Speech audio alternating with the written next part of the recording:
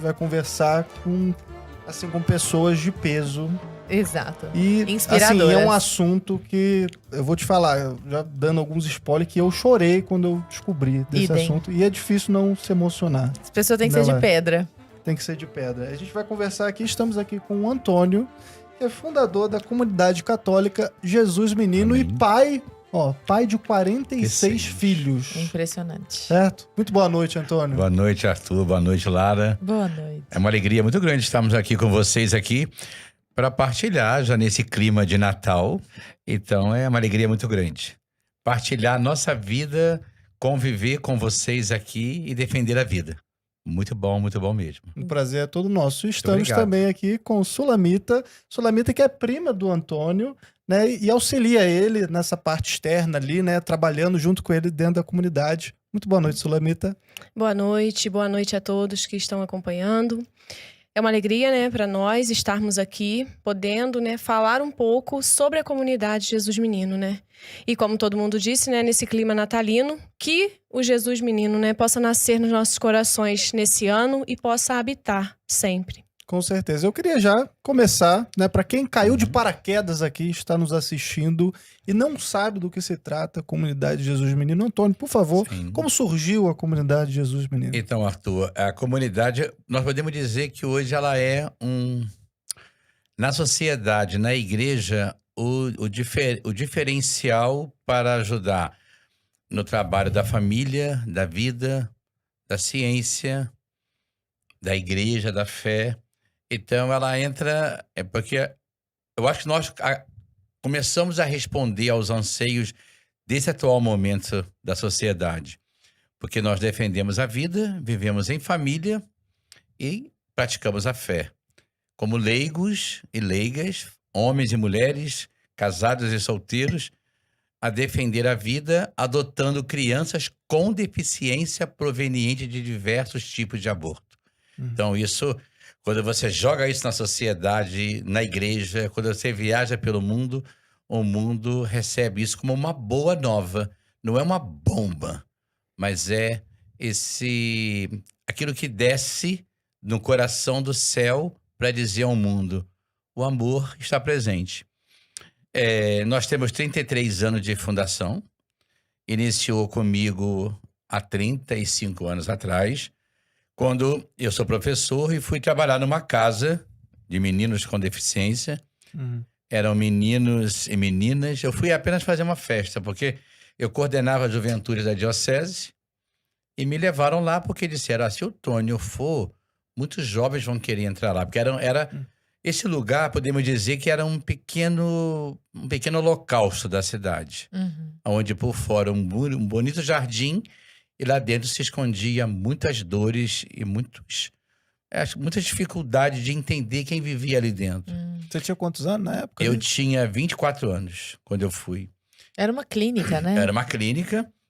E eu fui fazer a festa, eu não queria ir.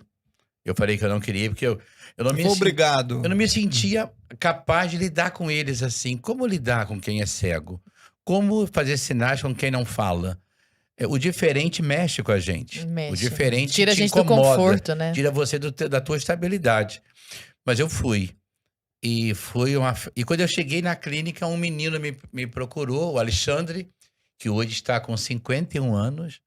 Ele era um jovem ainda e ele falou: moço, você quer ser meu pai? Quando ele abriu o portão para me receber. O nosso bispo, Dom Gregório, diz: naquela hora abriu-se o portão do mundo para acolher homens, mulheres, famílias, para acolher os pobres da sociedade. Não os que estavam lá dentro, os que estavam para entrar, que eram nós. Porque o maior deficiente somos nós. Eles não têm deficiência. E quando eu entrei, eu vi... Ele me levava a todos os lugares, me apresentando os irmãos dele. E eu via crianças no chão, crianças sem roupa, crianças muito desnutridas. E eu comecei a ver que igreja que eu servia. Eu era de grupo de jovem, fazia um trabalho de pastoral, estava bem com a juventude, mas eu ainda não tinha tido esse encontro pessoal com a vida e nem com o próprio Deus. Então foi quando eu preparei a festa junto com o pessoal, levamos muitos jovens para lá E quando terminou a festa, me deu um vazio, assim, muito grande, porque eu iria deixá-los.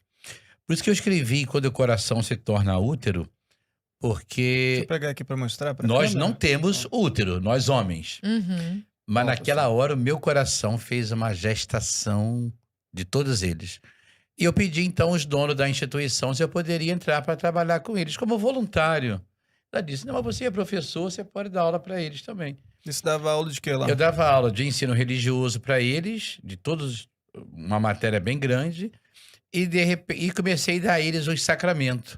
Eles não eram batizados, eles não tinham feito a primeira Eucaristia, eles não eram crismados. E eu pensei, bom, antes da didática, vamos então pela fé. E vamos dar a eles o que eles não têm, Deus. Eles se parecem com Jesus, eles trazem Jesus, mas eles não tinham inserido neles esse sacramento.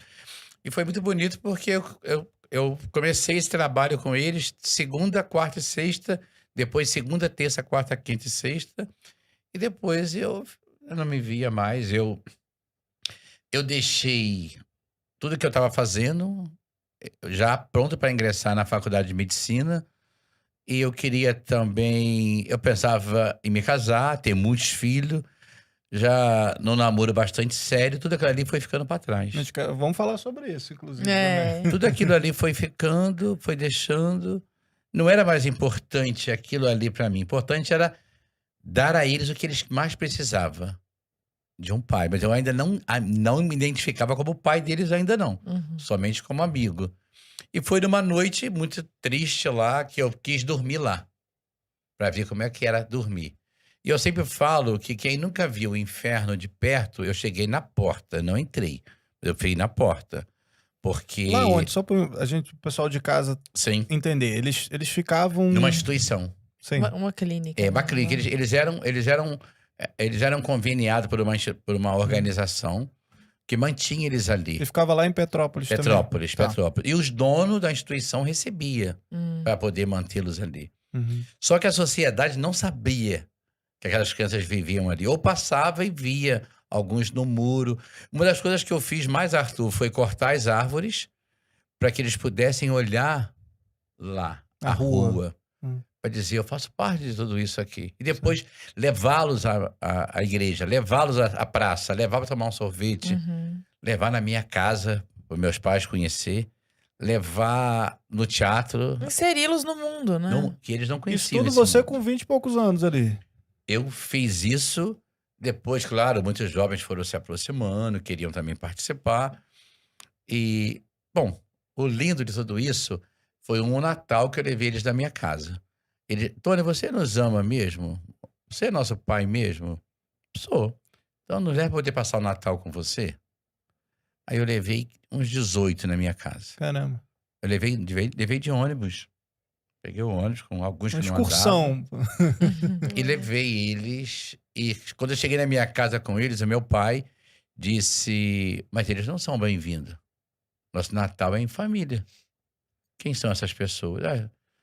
Esses são aqueles que vocês... Porque meu pai tinha um sonho de eu ser médico. E aquilo ali foi uma afronta à pessoa dele.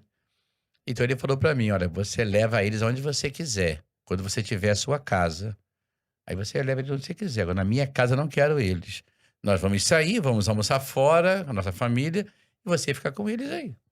E aí minha mãe ficou. E foi lindo, que tinha uma mesa de comida muito bonita.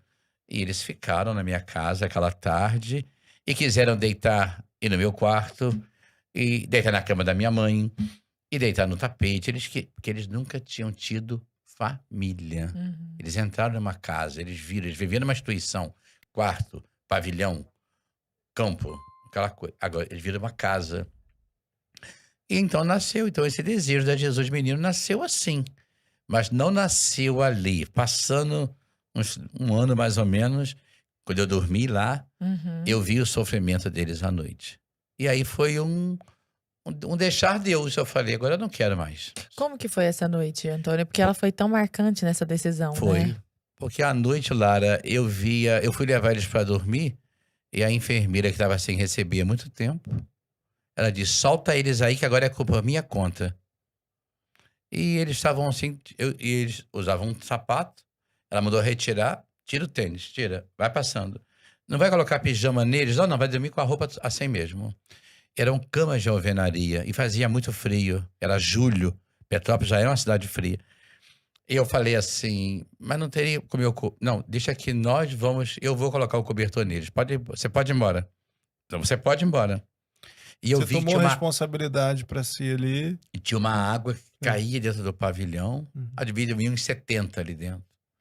E eu falei, isso aqui é o Holocausto, isso aqui é a guerra. Eu imagino que a Sulamita já tenha ouvido essa história. Já ouvi bastante.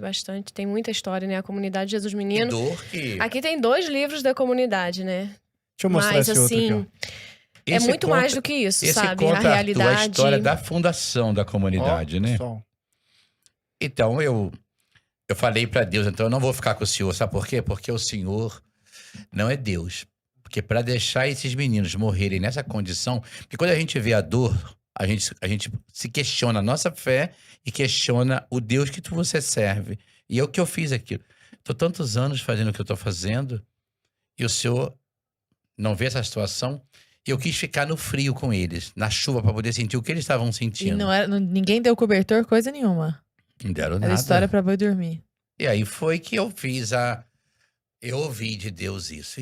Como eu era muito jovem, eu tive Como é que eu vou explicar para vocês? Alguém poderia, que está assistindo, ver isso, né?